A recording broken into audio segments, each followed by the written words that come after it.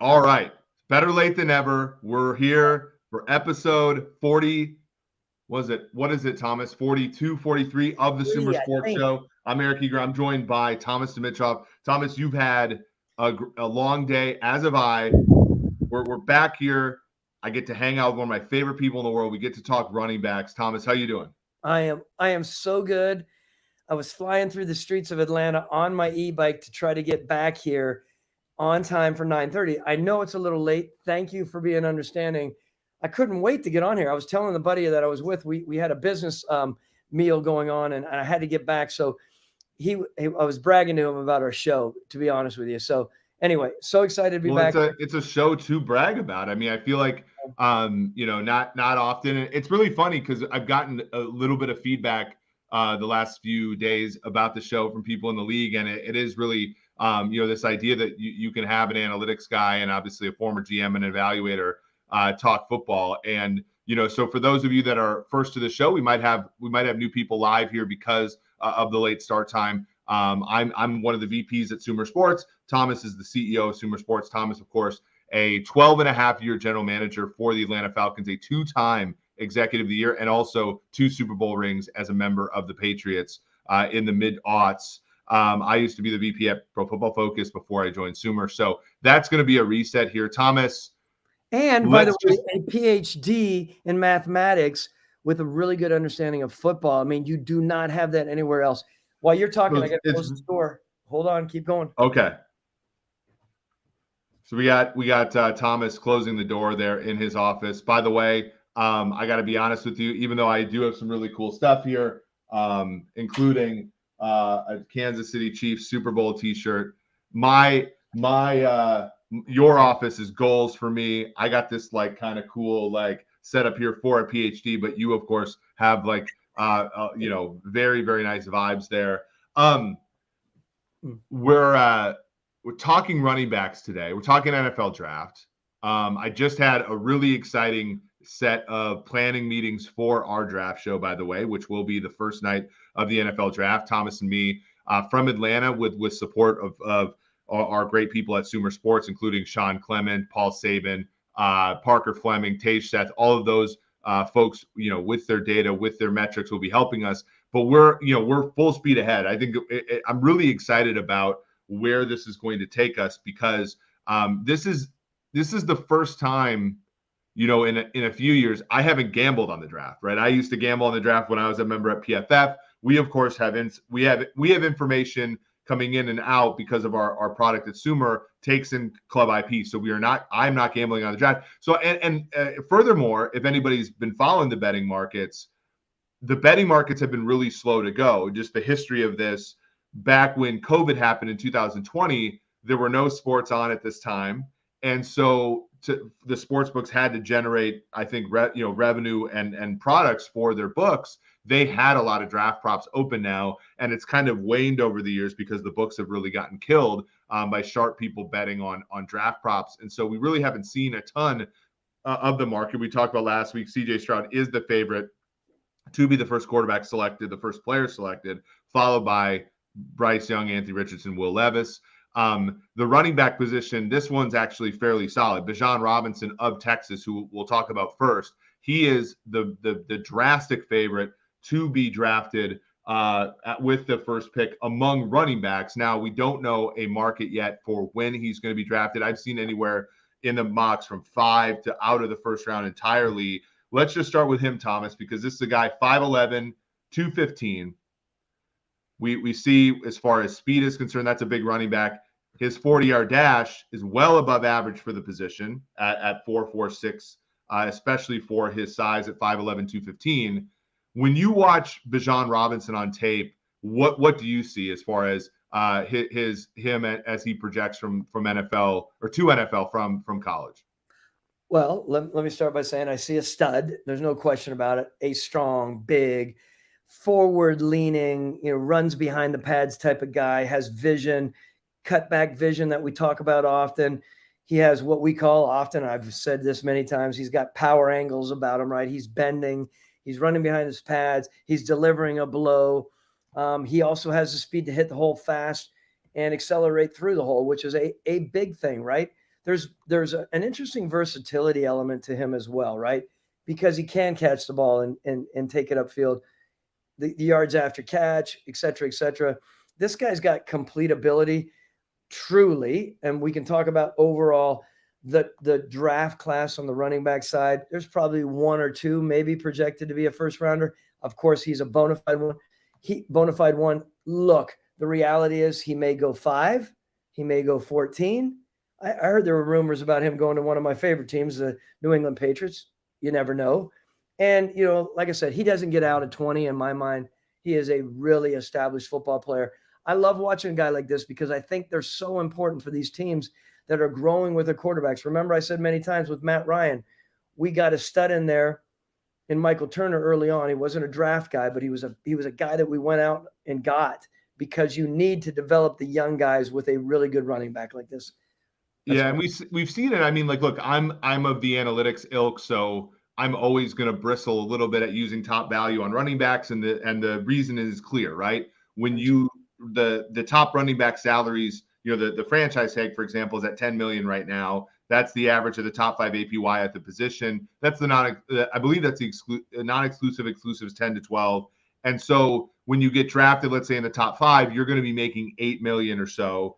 And so the question is like that surplus value of 4 million is going to be a lot different than if you take a wide receiver where the top end market is 20 to 25 to 30 and making the same amount. That's where I think it gets messy. Now we have seen, look, Travis Etienne, running back drafted in the same draft as Trevor Lawrence. Travis Etienne took a lot of the burden off of Trevor Lawrence last year in a 9-8 season, in a great season for the Jacksonville Jaguars. You even look at, Isaiah Pacheco with the Chiefs, a 7th round pick. Patrick Mahomes is injured in the playoffs. They need somebody to step up, and he's a tough runner. The point again being like maybe you can get him in the 7th round. It's really tough though. And we do want to talk about running backs because it is one position where it is, Thomas, correct me if I'm wrong, but it is one position where the skill set translates. It's less of a difficult translation of the skill set from college to pro because, a lot of what they do as runners is about the same there isn't like this drastic shift in what it takes to be a running back from college to pro. It's very similar. And that's different than something like offensive tackle or quarterback or wide receiver. And so, oftentimes I think we're in a weird way, the top end guys, we might be a little bit better at identifying who's good. The tricky part, of course, is like where their situation comes in, if they come in with a good offensive line or not. So to your point there, yes, you have offensive line who, if they come in and they're projecting in the pros, and now given the rules, they're not able to contact as we planned, and we're not able to develop them the same way. This is one position that can run, don't have to always have contact, of course, which they don't have in practice, but they can still work on their craft, and you can get a really good gauge. Teach them how to protect in their own way, understanding protection, teach them to catch the ball, teach them to run, see, develop. I mean, I think you can develop a running back without the background of hitting that you need in some of these other positions. So you're spot on that. Yeah, I mean, I think, and we look at some of his athleticism profile, right? So you're looking at 5'11", 215, as I said, 4.46 as the graph said. But you're also looking at really good explosiveness, 37-inch vertical, 10.4 broad jump. I mean, when you look at that size speed combination, this is a guy that played for you. Jarius Norwood is one where like that, when you look at that profile, now Norwood wasn't as good of a running back as I think people project Bijan to be, but a very good like athlete. Even somebody like Marlon Mack, who was 1,000-yard back in the league, a combination of being a taller guy, but also having like full on like good athleticism. Of course, Mack had the Achilles injury, so we haven't seen, sort of the best of him since then. Now, here's where I want to get to, because this is where we look at statistics for running backs and what translates. So Bijan Robinson averaged 6.1 yards a carry at Texas. That's really good. That's 35th in the country. But that isn't really necessarily what projects, right? Because when you play for great programs, they're going to give you yards before contact. The one that projects is yards after contact. And Bijan Robinson last year, 4.17 yards per carry after contact. That's, if you average 4.2 yards per carry in the NFL, you're an average running back, let alone after contact. And this is the one where I think and this is a word that I've heard a lot, and I want you to define it for me, or a phrase for you to define it for me. 104 missed tackles forced at the college level. That was first in college football last year per Pro Football Focus. Like, the contact balance to me is what I think sets him maybe apart from some of these other guys. And there is going to be a comparison with this next running back we're going to talk to. And I think the difference, though, is that Bijan Robinson has that above everybody else in the whole class, the ability to break tackles and to run after you break tackles. There's one thing about breaking tackles, but then there's also this, can you gut them for another 40 yards after you break a tackle? And I think Robinson has that. Bijan does in spades here. Yes. And without going into a ton of detail on this, I've said before that ability to hit and continue to go on, that ability to have the body control to catch yourself, to have the balance and the body control, to get yourself back into balance and moving forward is a big part of what we love as professionals when we're evaluating our running backs. Let me also say, I'm a big fan of Steve Sarkisian. I mean, where Steve is and what Steve will do for these young guys that are coming through his program and get them ready for the pros. I'm a full-on kudos to that guy. He's going to have his guys ready. I'm excited about see where Bijan, how it all plays out for him. And the team Steve Sarkisian, by the way, one of the more misunderstood, I think, coordinators in the last 10 years in the NFL. Thought he did a pretty good job with your Falcons offensively. It was just sort of who he was compared to was maybe a little unfair, and Kyle Shanahan, who's I think a Hall of Fame caliber coach. I think Sarkisian in 17, I thought your offense, I mean, you almost made the Super Bowl again. And then in 18, you had a really good offense as well. And he goes to Alabama, he goes to Texas, is a nothing but success on that side of the ball, to your point. And, now you're seeing the fruits of it with a guy. I mean, they have a plenty, like Worthy, the wide receiver. They got plenty of guys on that team that are going to be NFL players. Well, look, to that point, I'll raise my hand right now. And this was a really interesting thing for everyone to hear. I mean, we, of course, moved on from Steve. There's no one who understood moving on more than Steve Sarkisian as a head coach, right? I remember him coming into Dan and me in different occasions, Dan Quinn and myself, when we let him go. And it was, I completely understand. I've been there before. Don't worry about me having hard feelings. That's the stud factor of a guy who's been a head coach, who has had to make tough decisions. He was in that spot. Should we have made that decision? Maybe not. Quite honestly, I would say not. I wasn't a fan of the next wave of what we did. Look, let's just call it the way it is. He's a very talented football coach. He had his demons that he admitted to, and he was working on them. And like we all know, we'll always work on those. But, man, he is a guy that can carry a program in my mind. So. Yeah. I think, and good for him. I think the college game, look, like there's a lot of precedent for coaches who – there's not a ton of precedent for college coaches being great NFL coaches. You have Jimmy Johnson. You have that's the biggest one for me, a Hall of Fame guy, one of my favorite people in the history of the NFL. But you do have some evidence of NFL coach goes to college, figures some things out, goes back to the NFL. Pete Carroll being one of them, of course. That one to me is the shining example of a guy who, Carroll was defensive backs coach with the Vikings, coordinator and head coach with the Jets, head coach with the Patriots, goes to USC, blue blood program, much like Texas, finds himself a little bit, goes to Seattle. And, as somebody who's been critical of him in the past, he very clearly runs a great program in Seattle. Right. And so, with Sarkisian going to Texas, like there's a lot of pressure there, much like there is at USC, but he seems to be pushing that thing in the right direction, even though it is going to be tougher for them in the new SEC. I think that they are getting talent in that building. Let's talk about a talented player as well. Now, Jahmyr Gibbs, who played at Alabama last year, he was a transfer from the previous season. I think so. This is where I watched him live, and I thought to myself, that looks like Alvin Kamara to me. And he's a guy like very smooth, very just. He even does the thing, and I know it probably pissed you off when you were the GM of the Falcons, but like he did that thing where you kind of like walks out of bounds but he like walks out of bounds in a way that gains like 2 or 3 yards more than he should. Like Jahmyr Gibbs kind of did that thing, and he very, very like Kamara like out of the backfield, 1.83 yards per per route run, which is a fabulous number for a running back. He caught 44 of 52 targets, dropped only one pass last year. Like Bijan, so this is where the comp to me falls apart, though. 6.1 yards per carry last year, this exact same mark as Bijan Robinson. Only 3.39 yards per carry after contact, just 38 tackles missed forced. That's 69th in college football. So a good back for sure. And we'll look here at some of his athleticism.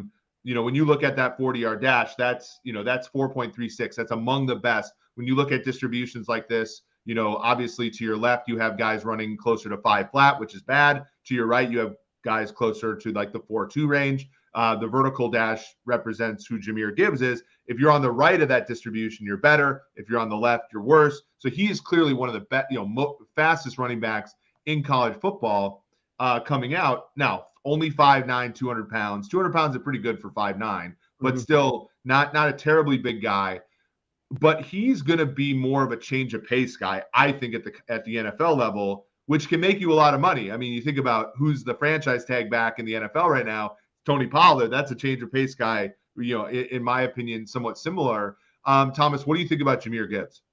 Wow, so much to talk about him. First of all, let me say I really like him. I really like his speed, his explosiveness. When you watch that cat from snap to whistle, he is overly impressive, right? He's got very nice vision as well. He's a guy that's going to get around the corner when he needs to and accelerate fast up the sideline when he needs to. He's a cut across the grain type of guy who, again, has the vision to do so. And times he'll make people look foolish, as you know, because he's just got that ability to get away from people and run. His burst, I love. His explosiveness, I love. I think there's versatility there. I don't know exactly what his numbers were. What were his numbers catching the ball, by the way? Yeah, so he had 44 catches on 52 targets, 1.83 yards per route run, which we're going to talk about Devon Achane in a second here. Like sometimes that's offense dependent, but that's incredibly efficient. And when you think about that Alabama offense where you lose in a matter of a few years, Devontae Smith, Henry Ruggs, Jerry Jeudy, you lose all those wide receivers. For Bryce Young to still be efficient without wide receivers that immediately come to our mind, that's a good running back, right? You think about, when we talk about Kamara in New Orleans, New Orleans had, they went from the Colstons and the Devery Hendersons and those guys to the Michael Thomases, but eventually Michael Thomas was the only guy in town, and their tight end, Jimmy Graham leaves. They're not great. And Kamara picked up a lot of slack in the passing game. Fun stat about Kamara. Kamara caught 81 passes, 3 or 4 consecutive years, exactly 81, which is really funny.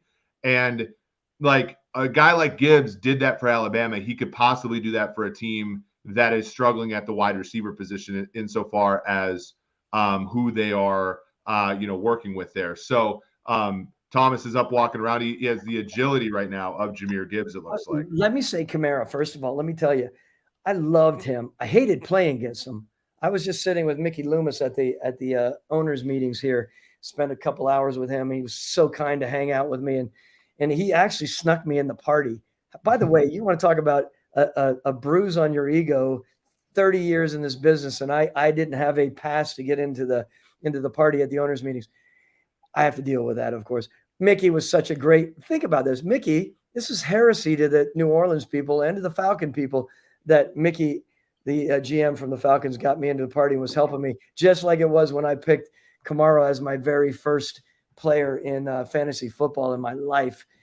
What I'm talking about here, when we start talking about, the comparison to Kamara, I love this type of running back. Remember, change of pace backs are vital in the league. They have a really good spot. Sometimes they're a little bit of a novelty. If you get them at the right time, if you work with them and they have the speed, because ultimately you want the speed. And remember, we've talked about this a little bit.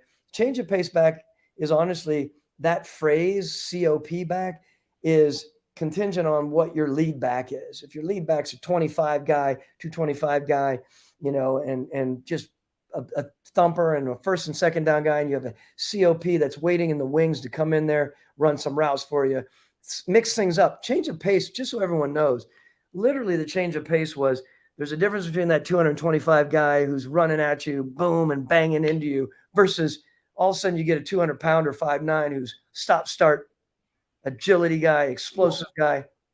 Well, you were a defensive back, right? Like, and people might not know this, but when I was in high school, I played free safety, and like, it's one of those things where you have to, like, we called them rumbles when I was a kid. When your running back's a rumble, you got to chop your feet, get down, make sure the guy doesn't flatten you, right?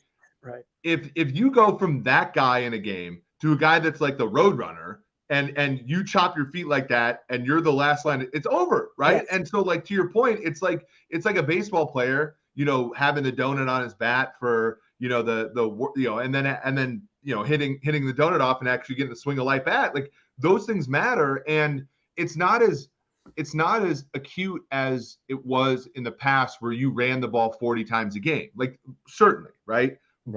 But even when, like, I think about your Atlanta teams with, the best offense that you guys had with Freeman as the lead guy and Coleman, Coleman never blossomed when he had the opportunity to be a full-time back when he went to San Francisco, even with you guys. But my God, when he played that year where he was the change of pace guy, like, I remember you guys played Denver, and those linebackers like Brandon Marshall and Trevathan and guys like that, fantastic football players. And Tevin Coleman made them look like third graders at times because you guys were hitting it up with Devontae, and they're kind of gearing up for that. And then you run the arrow route to Tevin Coleman, and it's over, right? And so there's value in that sort of pacing, like I'll call it, in an offense. And and Coleman was, a minimum investment guy for you guys, like it was second round or something like that, like not a first round guy. And obviously was hugely important for you guys having the best offense in franchise history, really. Look, once again, Eric Eager completely enthralled the fact that he's talking about Tevin Coleman the way he knows him, not just some roundabout guy. Like, literally, by the way, full on kudos to you that you know all about Tevin Coleman. It's not that big of a deal. I get it, but you hit the nail on the head. He was so valuable for us. He was such an important change for us. And again, any of you up and coming guys, any of you people that do aspire to be in the NFL, you get that feeling and you figure out how you can get a combination back situation for your head coach. Man, I think it's a great, and by the way, you can get those change of pace backs. You don't always have to get them. Of course, you don't have to worry about the first round. You can get them in second, third, and fourth, and they can be difference makers for you while you're developing your offense. And I think it's going to be interesting to see what Gibbs does. Well, to that point, Alvin Kamara was not really even a starter at Tennessee, and when the Saints picked him, people forget this, but like they had Adrian Peterson on their roster and Mark Ingram, a former first-round pick, on their roster, and he was not supposed to contribute at that much, and then he just won a spot. And in fact, they traded Adrian Peterson, I want to say, to Arizona that year, and Kamara was the guy, more or less for the next 4 or 5 years. Here's one that's interesting, and this has a Sumer twist to it. So Zach Charbonnet of UCLA. Now, Zach Charbonnet used to play for Michigan. The first ever college football game I ever went to with Michigan was with Sean Clement. This was 2019. Sean, now, of course, one of our colleagues here. Zach Charbonnet was the lead back for the Michigan Wolverines that day. And I thought Zach Charbonnet sucked. I did not think he was any good. I was like, this is a slow, like, bad vision, blah, blah, blah running back. That's what I thought. Of course, I am a fool because he gets beat out. He transfers. He goes to UCLA, coached by Chip Kelly. Chip Kelly, by the way, used to, owns a small part of PFF. No one knows that, but he is a very analytical guy. Does I think a really good job there. And he gets behind this physical. And I used to play college daily fantasy sports, and eventually I had to wise up and roster Charbonnet a few times. So I actually watched him and have come around to him. Charbonnet, 6 feet, 214 pounds, runs a 4.53. That's actually like a very, very good number for a back his size. Like when you're above average, when you're, over 6 feet and, 215, like that's a very good number for a running back. And, you look at him, he averaged 7 yards a carry last year. That was 8th in the country, 4.15 yards per carry after contact, which again, we remember Bijan Robinson 4.17. So we're kind of right around that range. 53 missed tackles forced, so 31. And 31st, he averaged 1.3 yards per route run in the passing game. Like, this is a very productive college running back. And I love where he comes from, because UCLA, when you look at like their profile, they're very not Pac-12. They very much, like, their offensive and defensive lines are physical, big dudes, like guys that you're going to run behind, like when you're in the NFL. And Charbonnet took advantage of it better than anybody has that I've seen in the Chip Kelly era. The question is now, he's not a change of pace back. He's a legitimate starting kind of, when I look at him, I think of like an ace running back, but he's not necessarily of that ilk of Robinson. Where do you put him as far as this class? So it's funny. I'm normally not a real fan of that upright runner, right? I'm just not. I mean, there have been guys over the history that we know that can do that. They can tote the rock, running upright, 6+, 6'1", whatever it is. Yep. And again, as I brought up a number of times back in my old school, is sort of annals, the idea of what was his name? My God, Eric Dickerson, guys like that. Yeah, Robert Smith was always injured, Eric Dickerson ran out of Eric Dickerson. Eventually, the hamstrings and the ankles and all that got to him. You know, it's like, it's a hard way to live in the NFL as a running back, standing straight up like that. And as you know, again, when you run upright and you're tall, even if you're strong, the Charbonnet grew on me for sure, because I watched, as you were talking about watching last year, and I'm like, God, I don't know where I am with this guy. And then I started watching him more with Chip's offense, and I'm thinking, I like this guy more than I thought. Look, I project him like probably most people do, mid-second round. It's going to be an interesting thing, by the way. Like, how many is there going to be? One first rounder? Are there going to be 2 second rounders or 3 second rounders? Yep. It will be interesting. But I think Charbonnet is like, he's just one of those guys. I believe, what was his past situation? Watching him in the vids that I saw, I thought that he could catch the ball and get upfield. He had a style to him that, even though he was upright, he could continue to run upon contact, right? He was getting extra yards. So I don't hesitate to think that he's going to be a starter in the league. But again, he's not necessarily my style. Yeah. But I do see the positives on, of course. Yeah, incredibly athletic, 37-inch vertical, 10.2 broad jump. 37 of 44 targets, which to me, like, I even think, when Chip, and I wasn't a huge college football fan when Chip Kelly got onto the scene, but one of the things I noticed when Chip came into Philadelphia, LaShawn McCoy stopped catching so many balls, right? Mm-hmm. And when Andy Reid was his coach, a lot of catches, like I think he had 80 one year, and then he stopped. But like, the evolution where they'll actually throw to their backs in UCLA now, that's a good thing, I think, for them professionally, because you can answer that question a little bit. I do think that and this is a weird comp, because Alfred Morris was a 6th-round pick. But when I kind of see him running, I think of Alfred Morris in that, like, if you get him in an offense where the quarterback is a rushing threat, and all you need to do is when the quarterback kind of hands it to him, mm-hmm. and the linebackers are just standing still, you just need a guy to hit it up and be like a very definitive runner. That to me is how, I was watching a former old Commanders game from like 2012 with Robert Griffin, and I'm like, Alfred Morris had the easiest job of any running back of all time, but at least he hit the hole and rushed for 1,600 yards. I think of Charbonnet like that. I don't want Charbonnet going side to side. I don't really want him doing any more than one cut. But like, if you get him in an offense that does that, I think he could be super effective. And like, so it really, I think, does depend upon like what you're asking of him in an offense in the NFL. Yeah. And look, there are places, and I think when you come back to a team who drafts someone and they see the benefits, again, it comes back to making sure that you put together your entire your running back group, right? Your stall of running backs is really, really important. Please, everyone understand that. You're not going to do the same. You're going to have some versatility. Versatility, I will continue to say, at any position is vital. And at the running back position is vital as well. If you have a big, tall, strong guy like this, he can work into your group for sure.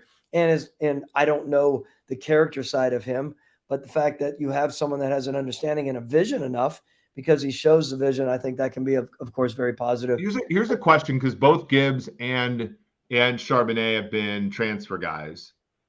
That is a new thing in college football now, right? Like it's existed for a while, but you used to have to, even back when I played, if you wanted to transfer the same level, you had to sit out a year, right? You didn't get to. So if you really wanted to leave school and go somewhere else, you had to really commit. You had to commit to the bit and sit somewhere and redshirt for a year and play on the scout team and all that stuff.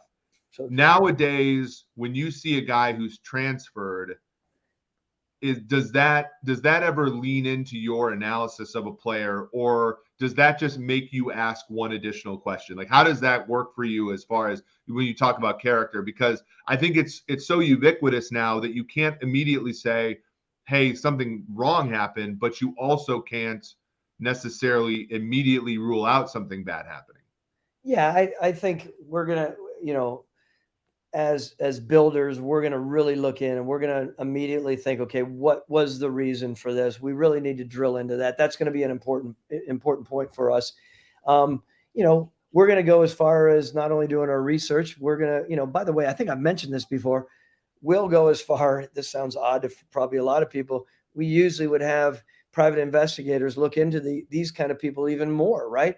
The people that have transferred, because you really want to dig in and make sure that when you're looking at the owner and the owner's like, are you sure you're taking this guy? He transferred, and you have all the answers, right? There's nothing worse, by the way, when you draft someone and the next day, I've had this feeling. It is a heart dropper when you wake up the next day and there's an article there. So-and-so had this brush with the law, and that was one of the reasons, and you don't know about it. It's your easiest way to be in a really, really big pickle with your owner. Yeah, for sure. And like I've said this 10 times on this show, but like every time that I had a numerical projection of a player that was much better than where he ended up drafted, it was always a personal issue. It was always either injury or they had that jerk factor that I just didn't have information to. Okay, let's move on to Devon Achane. Devon, by the way, 5'8", 188. However, he does have the speed to match. This is a 4.32 guy all the way to the right here when you look at his distribution.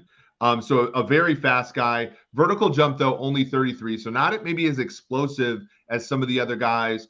When you look at, his time at Texas A&M, this is an offense that will throw to the backs, but he wasn't particularly he was on the field a lot. He only averaged 0.66 yards per route run, but when they did throw him the ball, he caught it. 36 of 44 targets. He averaged 3.6 yards per carry after contact, which is 49th in college football. 53 missed tackles forced, which is 31st. So he did some stuff, at Texas A&M that got your attention. I think he's very clearly, though, a notch below the top three guys that we've talked about, Thomas. A notch below, but let's realize that there are people like this. And, when you look at Devon and you look at his numbers, and I know you mentioned they not as explosive as you would like. 4.32, however, we'll take that with a 33-inch vertical. I think that's what his vert was, right? Yep. Because that speed is legit and it's real. Maybe not up to the same level, but a good guy, again, back to, I don't want to repeat myself, back to that mix of players where you have if you have the ability to have some sort of novelty to your offensive game and your running back group. To me, this is a guy to look at. Now, where he goes, I mean, I don't know where he's projected with the groups. I mean, personally, guys like this can go in the third and fourth round, and they can be legitimate enough. They may fall, who knows? But the reality is there are benefits here. It's interesting that he actually plays out as maybe the fourth best running back in the league. So you never know. Yeah, I'm mostly using some aggregate mock type of stuff. I think here's another good question. I think before we get to our last guy and close a little bit, because when you look at running backs, Bijan Robinson is going to be the first guy taken here. That's great. It's not always a lock who the best guy is, right? And oftentimes it's sort of like styles make fights for a team. So I think about 2020, the Chiefs have the 32nd pick. Jonathan Taylor is widely thought of as the best running back in that class. DeAndre Swift is also thought of very highly. J.K. Dobbins is also thought of very highly. And the Chiefs go with Clyde Edwards-Helaire, who by, I think, many people's projections, was probably third or fourth guy on that list. But at least to the Chiefs' mind, he was what fit them the best, right? And of course, they probably weren't correct. He probably want Jonathan Taylor in hindsight. But, you think about the following draft, it was Najee Harris, and then it was Travis Etienne. And I think you can make a case that Travis Etienne is probably the better back now, even though Harris has a lot of cool things to him. He's tough. He can catch the ball. He can take a big workload. Etienne has been injured for a year, but was very effective last year. I think it's the question is like, where do these guys stack up? I think a lot of it depends upon what an offense is looking like. If your lead back is a smaller guy, you're going to go after a Charbonnet as your two in the draft, right, as opposed to a guy like Achane. And so I think it really does depend. Or I talk in a good look. I'm not an expert on running backs, but I kind of, when I watch these guys, I can kind of tell the differences between them. It's like if you have an offense that's a little bit more where the running back has to extend things, like maybe an outside zone kind of team, like maybe you don't want a certain guy, versus if you are more of a power counter man team where your running back's got to hit it up more quickly and be tougher like that. So I think a lot of it is styles make fights, Thomas. And like that can really, if you're thinking about betting the draft, you're thinking about just prognosticating like we will on the Thursday of the first day, like that can really throw a wrench into your predictions, because we're really not necessarily as close to the action as far as what the scheme is looking for as these actual teams are. Yeah, and just for perspective on scheme, I remember when we were in the process of deciding on the types of running backs, we would go in, Dan Quinn and I, especially, of course, Mike Smith and I would do it, but Dan Quinn and I, for sure, with his staff, we would go in and talk to all of our, whoever our coordinator was at the time, and talk about scheme and how we could utilize. As much as I'm not a big believer in the coaching staff dictating who you truly want to draft, believe me, I tap into it and we have our conversations. Our scouting department and our personnel directors and such were out on the road, and they have a really good feel for who would be the next up for us. But it was important for me to understand as a GM what the scheme was. Again, not to protract on this, it is a really important thing to make sure you have the right fit. All of a sudden you draft someone who's not necessarily the right fit, doesn't have an understanding of it, that might not have exactly the ability to really thrive in an outside zone scheme. And you could be in a really tough situation. You've drafted someone in the third or fourth round who are just playing special teams for you. And when they get on the field, it's not a fit for you. So Just remember how important that is. Does that make it hard as a scout? Like, and is that really... So now the Patriots have changed schemes a lot. I mean, they were a 3-4 team when no one was a 3-4 team. They were a 4-3 team when the whole league tried to switch. When you're a scout and are you scouting for scheme, or are you scouting traits, and are you allowing the decision makers above you, the GM, the directors, all that, are they like re-weighing the traits? How does that go? Like, just to kind of get off on a tangent a little bit here, when you do change schemes at the team level and you're an evaluator, like, because oftentimes, one of the things is like scouts last longer than some of the regimes, right? And so like when you do have those changes, are you looking for new things, or is that something where you're scouting normally, you're scouting as you would always scout, and then you let the decision makers kind of make a decision based upon your data there? One of the very important things to understand is every year, whether it's a new head coach or a changing of the scheme, we usually like to sit down with our staffs, our coaches and our personnel department, and have our learning seminars, right? Where are we with scheme? What are we looking for? How have our position requirements changed? So when our scouts go out on the road, they have an understanding of what we're looking for at the running back position, or the tight end position, or the outside backer position. Really, really important. The good teams out there who spend the time more than just a random check the box. They really spend the time with their coaches, interacting with the personnel department when they go out and they have an idea. Let me say this to your question beyond that. We grade their scheme. We grade their traits with scheme in mind. So ultimately, you're going to grade that player per the running back position. You're going to grade him for all of his talents with the metric tree that we have set up at that position. as well, when you're writing up your summary, it's imperative that you are talking about what we are talking about, how we would fit into the scheme. You can't blindly just write up players and give them grades and not mention where they are. It's imperative that a scout is very descriptive with how the subjective side. Look, we're Sumer Sports and we're an analytics company. We're about numbers. But in the end, and you've said this, and I'd love you to opine on this quickly from an analytics standpoint, there is a place for subjectivity within our evaluation. Well, you remember when you guys signed Brandon Fusco, right? Like that was John T, and it was like, hey, like you were looking for guards that were really good at outside zone and not really good at anything else, right? Like that was kind of the value you were looking for.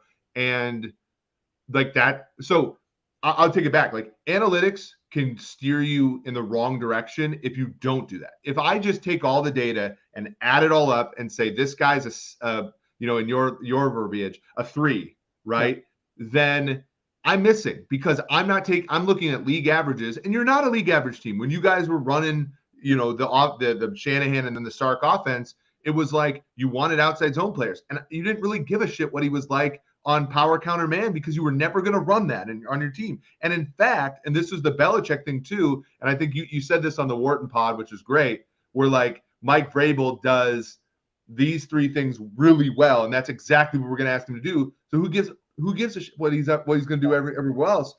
It's if I can go to you and look at the data, and again, this is the thing that analytics can help you with. If you say, look, I really just want a guy who can scoop the hell out of backside run plays at left guard, then I can just look at those plays and be like, he's actually a 6 there. And now in the open market, he costs a 4. So you're getting, and again, we don't add, but you're getting a 2 of surplus here just because of the way you think about the game and run the game versus, and it's the same thing in the draft. Like if you draft a guy who is very good at what you do, and not very good at what everybody else does, the rest of the league might think he's a scrub, but he might be very good in your system. And again, that's how you find value in the league. And that's how analytics can go from being something that's a blunt instrument that can't find that value to something that is actually probably the best at finding it because it's being paired with a great question, which is, can you find me this guy that has these traits? Look, I was, again, reiterating that I was in Phoenix at the owners' meetings and talking to certain general managers about this, and it continues to come up, right? The idea that, it's really important to know what's expected out of your players, right? Scheme related. It's so important to know the direction. It's important to know that you are grading that player for what he is, skill wise, but it's imperative that you know what your team is doing, what your team is looking for. We can go on and on about this, but I don't want to overplay it. But if you don't have a grasp of that, if you don't have a grasp of where Kyle Shanahan is coming from with his run game, and you're not understanding that as a scout and or so especially as a general manager, man, you are losing so much ground in this business. Quite honestly, I don't think you'll be there. I don't think you're going to thrive. I don't think you have an opportunity to be a general manager if you're not one of those guys that keeps up more on just, I am only grading traits. Traits are great, no question about it, meaning you're grading the player. You have to have a well-rounded idea of how you're delivering it. Last thing, it was imperative that in those final summaries, albeit subjective, that you were painting a picture. And we can argue about this. We could argue about it within Sumer Sports, right? How important is that final summary in painting a picture? It's important for the head coach to know what he's getting. It's important for the scouts to paint a picture for the GM when he's up there getting ready to pull the tag off the board. But in the end, yes, it does come down to the numbers. And that's what we're trying to get to, right? To show these general managers and football people, subjectivity is great. It's amazing and it's really important. However, do not overlook the elements of objectivity and the numbers that can provide so much more. This is where the issue is in the NFL. When you get general managers and personnel directors who are uncomfortable with data and they get a little unnerved by it, that's a complicated thing. They start to push away and think, I'm going to go to what I feel comfortable with. And quite honestly, that's where mistakes can happen.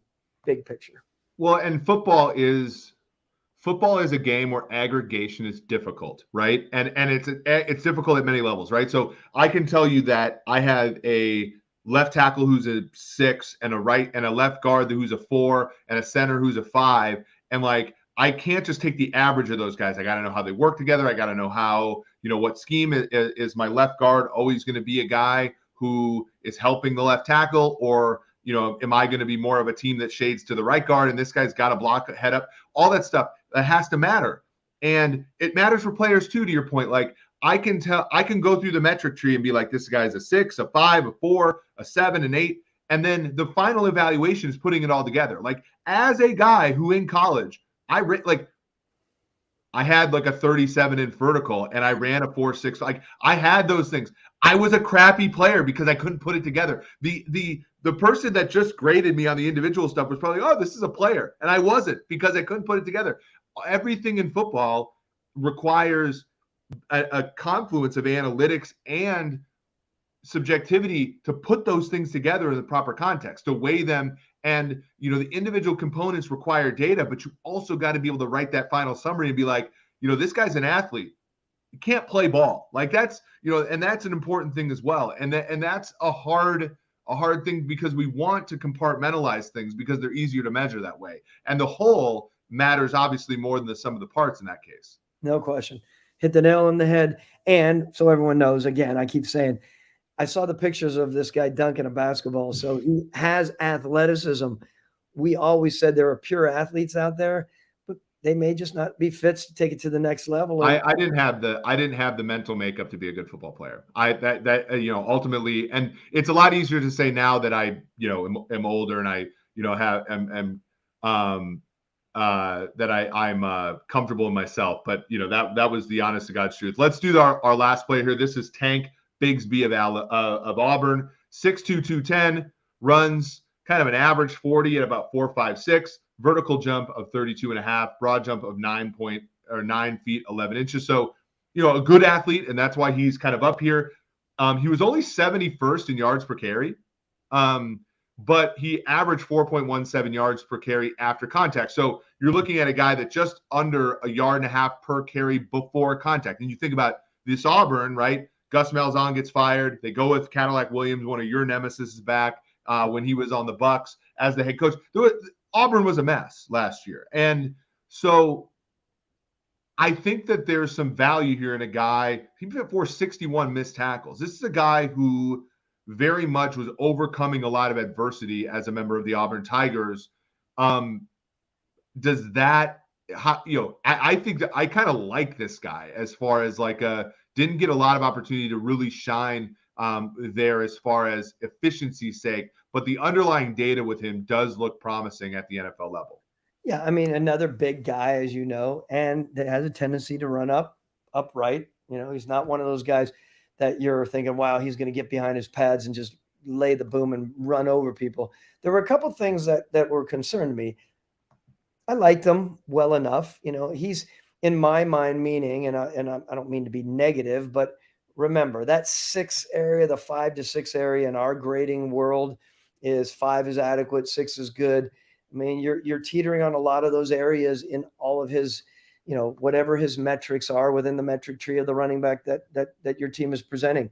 I would say that the thing that caught my attention is as he was trying to turn the corner, getting around left or right, there was a little bit of gathering himself to get around that. No, I love a guy that's going to get around there, jam his foot in the ground and just burst out, right? Mm-hmm. I just felt there was a little bit of gathering, right? And that was something that was a little bit of a concern to me. Yeah, and you did not see him at the combine perform either of the cone measurements, right? And that, to me, you're seeing less of that now when you look at the data. And by the way, there was an article that I wrote for Pro Football Focus a couple years ago, back when there was no combine, saying, pro day data and combine data are different, right? So you got to take the pro day data with a grain of salt relative to the combine data. That's where a lot of these guys will do some of their agility drills. They don't do them at the combine because the combine is incredibly fair. The turf is not fast. It won't make you look the best. And a lot of these guys don't do that, right? And, we are building at Sumer some really cool, on-field measurements that'll pick up on that kind of stuff. Really cool, really great stuff by Udit Ranazari and Pavel Babashevitz that are like really good looks into this stuff that I'm really excited for. And that's a good thing that you picked up on there. So like he basically can't be in a scheme. Like, does that preclude him from being in a zone scheme where you kind of have to wait, and then cut immediately when you see that? Like, what kind of scheme does that, kind of eliminate him from being like an elite player in? Well, look, I don't see him necessarily hitting the hole and then, being able to adjust in the hole. We often say that, like with running backs, right? I've said this at the beginning of the program.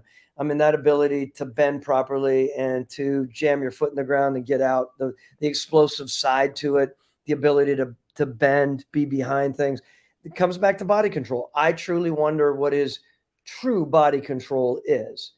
I'm not saying it's poor in any way. I'm just saying there's a limit there. Is it truly a 5 or a 6 where you really want that guy who's going to be a 7 body control, right? Again, back to 7 being very good, 8 being excellent, 9 being rare in our scheme. This is one of those things that was a concern of mine.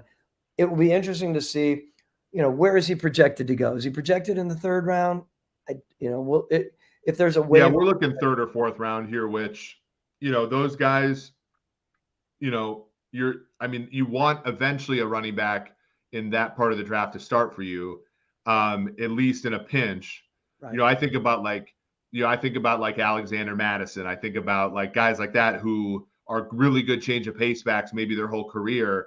That might be more of the style here where, you have him play behind like a really like elite runner, and he can come in and be surprisingly good as a pinch guy. But to your point about this, it's like, it's maybe one of those situations where he can get, short yardage stuff with his breaking tackle ability and everything, but maybe not an explosive guy, which one of the things that Tay Seth, like one of our great data scientists, found is like explosive ability is one of the key things that projects college to pro. We actually had a really good question, and I do want to finish the pod with this, is like, how sticky is yards after contact per carry from college to NFL? Like there are, and you see like the really smart teams sort of, operate this way. There are like 3 things that map from college to pro: how good you are on what are called perfectly blocked, like how explosive you are when the play is blocked up. That's a big one. How explosive you are on explosive play rate is a huge, predictor from college to pro for running backs. The other 2 are big ones: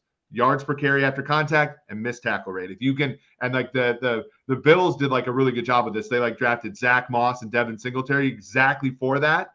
And what they missed was those guys weren't great yards after contact guys. They were good break tackle guys, but they wouldn't. So then they went after the guy who was a great explosive guy in this past draft, in James Cook. And so like that's kind of how they try to complete the running back group. But those are the 3 things that, if you are just like, if you get a PFF subscription, or hopefully one day a Sumer subscription, and you're like, I want to look at exactly what I need to look at with respect to running backs, it's how good are they at breaking tackles, how good are they at getting yards after contact, and how many explosive plays that they can generate in the run game. Those are the 3 things that I look at statistically in running backs. Great. Love your dialogue and how you articulated that.